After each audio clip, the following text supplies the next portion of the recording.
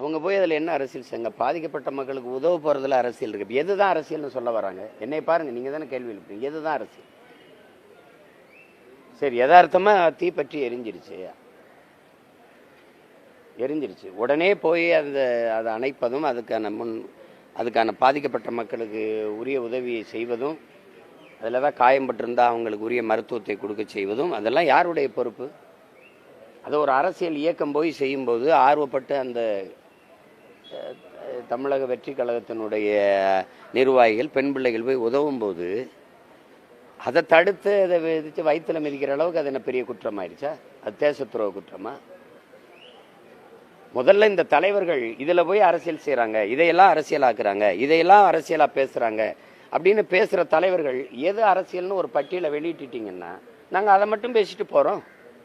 எதுதான் அரசியல்? லட்சக்கணக்காக நாங்கள் எங்கே கொல்லப்படுவோம், எங்கள் தாயகத்தில் ஈழத்தில், அதை பேசக்கூடாது, அது அரசியல்.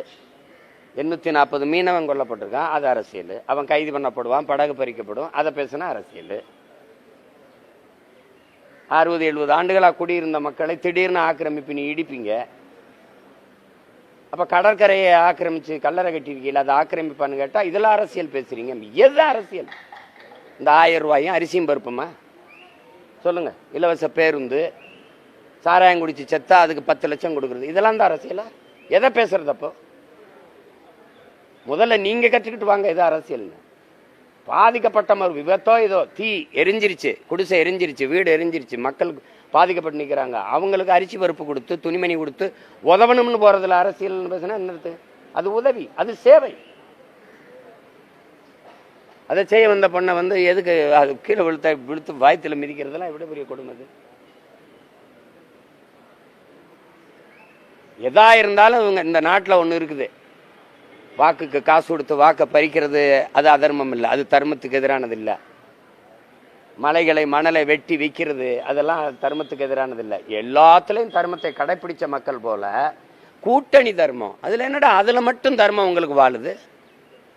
கூட்டணி தர்மத்துக்காக அதெல்லாம் சைத்துக்கிறதா? கூட்டணி தர்மத்துக்காக இதெல்லாம் பேசுறது? உண்மையிலே அண்ணன் செல்வ பிறந்தரைக்கு மனச்சான்றோடு அது பேசுறாரா? ஸ்டாலின் கோச்சுக்காரன் தானே பேசுறப்பல, வேற என்னது? கொடுமை. இதே தம்பி விஜயோட காங்கிரஸ் கூட்டணி அப்படி பேசுவாப்ல.